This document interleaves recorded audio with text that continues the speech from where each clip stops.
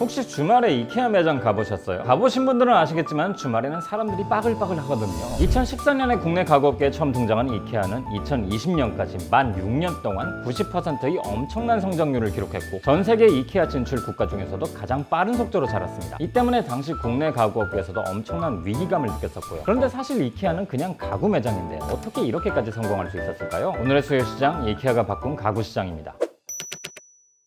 이케아의 창업자는 잉바르 캄프라드입니다. 이케아란 브랜드명 자체가 잉바르 캄프라드의 이니셜에 가족농장인 엘림 타리르의 이, 그가 자란 마을인 아군나리드의 A를 붙여 만든 이름이죠. 아군나리드시가 위치한 스웨덴의 크로노베리주는 특산물이 돌멩이라고 할 정도로 모래, 바위, 그리고 숲으로 우거진 고원이라 농업에 적합하지 않은 지역입니다. 그래서 이 지역 농부들과 농부의 가족들은 하나같이 부업에 뛰어들어야만 했죠. 덕분에 잉바르 캄프라드도 일찌감치 부업을 시작했고요. 캄프라드는 5살 때부터 스톡홀름에 사는 친척을 통해 성냥을 많이 사서 소포장으로 이웃들에게 파는 장사를 했습니다. 대량으로 사다 보니 저렴하게 살 수 있었고 그걸 작게 따로 포장해서 팔면 훨씬 많은 수익을 낼 수 있다는 걸 일찌감치부터 터득한 거죠. 이후에 학교를 다니면서도 생선이나 크리스마스 트리 장식, 씨앗, 볼펜과 연필 등 사람들이 필요로 하는 것을 팔았습니다. 자전거를 타고 다니면서 직접 배달도 했고요. 캄프라드가 17살 때 고등학교 진학이 결정되자 아버지가 학급에 쓰라면서 돈을 줬는데 이걸 받아서 사업 자금으로 씁니다. 그리고 1943년 삼촌집 식탁에서 이케아를 설립하죠. 초창기 이케아는 잡화점이었습니다. 펜, 지갑, 사진 액자 같은 사람들이 필요로 하는 작은 생활용품들을 판매한 거죠. 자신이 이케아를 사오기 전에 하던 일과 크게 다르지 않았어요. 시계와 펜을 직접 들여온 다음에 사람들에게 우편 카탈로그를 보내고 우유 트럭으로 제품을 배달하는 거였죠. 하지만 이 시계와 펜도 큰 돈을 벌기는 어려웠습니다. 저렴하게 더 많이 팔기 위한 새로운 아이템이 필요했죠. 이때 캄프라드의 눈에 들어온 것이 바로 가구였습니다. 2차 대전 이후 스웨덴은 고도 성장을 시작하며 도시로 인구가 급격하게 몰리기 시작했습니다. 여기에 이민자들도 많다 보니 주택이 부족했고 정부는 스웨덴 대도시에 적극적으로 주택 공급을 늘리기 시작합니다. 주택 공급이 늘면 주택을 채울 가구도 필요하니까 당시 수많은 사업가들이 가구 사업에 뛰어들던 때였어요. 캄프라드 또한 여기서 기회를 보고 1947년 가구 사업에 진출합니다. 당시 캄프라드는 가구에서 가장 중요한 것은 가격이라고 생각했습니다. 사실 20세기 초만 해도 가구는 매우 비싼 물품이었죠. 그래서 집안 대대로 물려받는 거였고요. 옛날에는 우리나라도 장롱 같은 가구를 부모로부터 물려받아 써왔다는 걸 생각하면 새롭지 않은 문화죠. 하지만 캄프라드는 그래서는 안 된다고 생각했어요. 당시 스웨덴 대도시를 향해 몰려오던 농촌 출신 노동자나 이민자들은 돈이 없는 사람들이었고 이들이 사는 주택도 저렴한 주택이니 이들을 상대로 가구를 팔려면 무조건 저렴해야 한다는 거였죠. 그래서 제조업체들에게 가구를 대량으로 저렴하게 주문해서 단가를 낮춘 뒤에 물건을 싸게 판매했어요. 어린 시절 성냥을 팔던 사업 모델과 크게 다르지 않은 셈입니다. 그런데 당시 비싼 인식이 있던 가구를 저렴하게 팔다 보니 소비자들은 품질에 대해서 신뢰를 하지 않았습니다. 생각보다 너무 싸니까 분명 품질에 문제가 있을 거라 생각한 거죠. 상품의 품질이나 가치에 대한 정보가 없을 때 가격을 그 대체 지표로 활용하곤 하니 이건 당연한 현상입니다. 이 때문에 캄프라드는 자신이 판매하는 가구가 품질에 문제가 없다는 것을 보여주려고 창고를 개조해서 쇼룸으로 만들었어요. 그래서 손님들이 직접 가구의 품질을 확인해 보도록 한 거죠. 이게 바로 지금까지 이어지는 이케아의 쇼룸 매장의 전통이고요. 또 다른 전통도 곧 등장했습니다. 1953년 당시 이케아의 디자이너였던 길리스 룬드그렌이 카탈로그에 쓴 나무 테이블 사진을 찍은 뒤에 테이블을 차에 넣으려는데 안 들어가는 거예요. 그래서 다리를 분리해서 집어넣었는데 여기서 룬드그렌은 힌트를 얻어서 캄프라드에게 가구를 분리해서 포장하면 운송 차량 안에 더 많은 가구를 넣을 수 있고 제품의 파손도 막을 수 있다는 아이디어를 냅니다. 이게 나중에 발전해서 플랫팩이라 부르는 이케아 가구 특유의 납작하게 쌓아 올릴 수 있는 포장법이 탄생하게 되죠. 이러한 분리 포장 방식은 이케아 가구의 운송비와 보관비를 줄여서 더욱 저렴하게 판매하는 데 큰 영향을 미칩니다. 이렇게 사업이 너무나도 잘 되다 보니 경쟁자들은 이케아가 못마땅했어요. 그래서 제조사들을 압박해서 이케아에게 물건을 납품하지 못하게 만들었는데 이때를 계기로 이케아는 디자인과 제조를 직접 하기 시작합니다. 직접 생산을 하다 보니 국내의 제조업자와 노동을 고집할 필요도 없었어요. 더 저렴하게 만들 수 있다면 뭐든지 다 했습니다. 그래서 1961년엔 인건비가 비교도 할 수 없이 저렴한 공산주의 폴란드의 공장을 이전하죠. 물론 스웨덴은 중립국가라서 소련과의 교류에는 문제가 없었지만 당시 상황을 고려하면 여러모로 파격적인 행보임에 틀림없었습니다. 이 모든 게 비용 절감을 위해 한 것이고요. 그리고 이후부터는 이 저렴한 가격을 바탕으로 유럽 전역으로 진출을 합니다. 스웨덴 시장만으로는 너무 작았으니까요. 애초에 규모의 경제상 더 많은 국가에 진출하고 더 많이 팔려야 비용을 낮출 수 있었으니 당연한 일이기도 하죠. 특히 이케아는 독일에서 인기가 높았습니다. 독일 또한 전후 발전 과정에서 도시로의 인구 집중이 발생했고 많은 젊은 세대가 임대주택에서 살기 시작했습니다. 이 독일의 젊은 세대들에게 이케아의 가구는 편리하고 세련됐기에 많은 지지를 받았고 지금도 전 세계 이케아 매출에서 10% 이상을 차지할 정도로 큰 곳이죠. 그런데 1970년 스톡홀름의 매장이 화재로 전소해버리는 일이 발생합니다. 불타버린 이케아 전시장을 재건하면서 이케아는 소비자가 제품을 직접 나르는 방식을 택하게 됩니다. 당시 일상화된 슈퍼마켓처럼 소비자가 직접 물건을 나르고 계산하게 하면 그만큼 인력과 비용을 절감할 수 있었으니까요. 그래서 71년 3월 이 시스템을 도입한 매장을 오픈했고 큰 성공을 거둡니다. 덕분에 현재 이케아의 쇼핑 체계가 완성이 되었죠. 하지만 진정으로 이케아를 지금의 수준으로 성공시킨 상품은 따로 있죠. 이케아가 도시 외곽에 쇼룸형 매장을 운영하기 시작하면서 캄프라드는 언제나 소비자들이 배고파서 중간에 물건을 사지 않고 나갈까봐 걱정을 했습니다. 그래서 매장 내에서 소비자들이 무언가를 먹고 마실 수 있게 해야 한다 생각했어요. 그런 생각으로 58년에 매장 내에 처음 카페를 열었습니다. 처음엔 커피와 쿠키 정도만을 제공하는 곳이었죠. 60년에 레스토랑으로 전환하기는 했지만 여전히 커피와 간단한 음식 정도만 있었을 뿐이었어요. 어디까지나 가구 매장이었기 때문에 본격적으로 식사와 먹거리를 제공하는 건 어려웠거든요. 하지만 전자레인지의 도입으로 인해 이케아의 음식 수준도 조금씩 변하기 시작합니다. 매장 내에서도 간편하게 조리된 음식을 제공할 수 있었으니까요. 1979년 오일 쇼크로 이케아의 신규 투자가 잠시 중단되자 이케아는 사업을 새롭게 변화시킬 방법을 모색하게 되었습니다. 그 일환으로 손을 본 것이 바로 레스토랑이었죠. 당시 이케아의 레스토랑은 형편없는 수준이었습니다. 고객들을 더 오래 체류하고 끌어들이기 위해서는 제대로 된 레스토랑이 필요했고 이케아가 원하는 대량 생산을 통한 저렴한 가격을 위해선 어디에서나 통하는 메뉴가 필요했죠. 이때 이케아가 내놓은 게 바로 미트볼입니다. 미트볼은 스웨덴 요리하면 떠오르는 메뉴이기도 했지만 전 세계 어디에 가든 비슷한 음식이 존재하니까요. 1985년 이케아에서 미트볼을 판매하기 시작합니다. 모두가 좋아하는 메뉴인 미트볼. 전 세계 이케아 매장에서 동시에 판매되는 만큼 엄청나게 저렴한 가격에 판매되었습니다. 오죽하면 사람들이 미트볼을 먹기 위해서 이케아를 찾는다고 할 정도죠. 이후 연어 스테이크 같은 메뉴들도 추가되었지만 미트볼은 이케아를 상징하는 상품이 되었습니다. 이러한 요소들이 모두 모여서 지금의 이케아를 만든 거죠. 2014년에 이케아가 우리나라에 진출했을 때도 이 모든 요소들을 동일하게 적용했습니다. 넓은 매장에 쇼룸을 거쳐가야지만 볼 수 있는 창고 같은 매장, 고객이 직접 물건을 들고 결제하고 싣고 가는 캐시앤캐리 시스템, 그리고 이케아의 상징이라 할 수 있는 미트볼을 판매하는 레스토랑까지. 이케아의 가구는 품질이라는 측면에서 보면 오래 쓰기는 어려운 가구들입니다. 저렴한 값을 한다고 해야죠. 하지만 이케아에 열광하는 소비자들은 애초에 가구를 오래 쓰는 사람들이 아니니까요. 이케아는 비교적 저렴한 가격대에 너무 저렴해 보이지 않는 디자인을 추구했습니다. 이것이 집을 자주 옮기고 바꾸는 젊은 소비자들에게 통한 것이죠. 또 집을 어떻게 꾸며야 할지 모르는 소비자들에게도 쇼룸을 통해 사람들이 원하는 북유럽식 인테리어로 집을 꾸미는 방법을 제시해 주었습니다. 여기에 이케아의 상징인 이국적인 메뉴는 누구나 좋아하고 취향을 타지 않는 메뉴로 사람들에게 인기가 있었고요. 우리나라의 소비자들 또한 이케아의 메뉴들을 인스타그램에 올릴 정도로 열광하기도 했죠. 그렇게 이케아는 국내에 등장한 지 4년 정도 만에 국내 가구업계 3위에 등극했습니다. 그 정도로 엄청난 돌풍을 일으킨 거죠. 하지만 팬데믹이 터지면서 상황은 좀 달라졌습니다. 21년엔 매출이 3.4% 증가한 데 그치더니 22년엔 오히려 9.5%가 감소해버렸습니다. 22년은 가구업계의 불황이기도 했고 소비자들이 이커머스로 대거 옮겨가면서 이케아의 장점들이 퇴색되었기 때문이죠. 이케아는 오프라인 매장을 방문하고 만나는 경험을 중요하게 여기는 곳입니다. 이 때문에 온라인 판매와 유통에 대한 투자도 거의 지지부진했고 실제로 이케아 홈페이지에서 가구를 구매한 것은 굉장히 불편했고요. 배송비도 이케아의 장점인 가격이 퇴색되어 버릴 정도로 높고 불편했습니다. 그에 반해 국내의 다른 경쟁사들은 더 저렴한 가격에 배송을 해줬고 전문기사가 저렴한 비용에 조립까지 해줬기 때문에 이케아는 소비자들로부터 상대적으로 외면받았던 것이죠. 여기에 이케아식 가구 디자인이라 불리던 모던 스타일을 국내 가구업계도 적극적으로 채용한 것 또한 양측의 차이를 좁혀 이케아의 메리트가 약해지는 원인이 되었고요. 이 사실을 이케아 측도 잘 체감했기 때문에 배송료도 손을 보고 매장 근처에서만 제공하던 당일 2길 배송 서비스도 적용 지역을 확장했습니다. 또한 도시 외곽의 대규모 매장뿐만 아니라 백화점 내 도시명 매장을 선보이면서 변화를 시도하고 있고요. 팬데믹은 사실상 끝이 나고 사람들이 외부 활동에 나서는 지금 이케아는 다시 자신들의 강점인 오프라인 매장에서의 경험을 강조할 것으로 보입니다. 하지만 온라인 구매도 활성화된 이 시점에 여기에 제대로 대응하지 못한다면 과거처럼 고성장을 기록하기는 어려울 것이란 거죠. 이케아는 분명 우리나라 가구 시장의 변화를 일으켰습니다. 이제는 이케아가 우리의 시장에 맞춰서 변화하고 있는 상황이라 할 수 있습니다.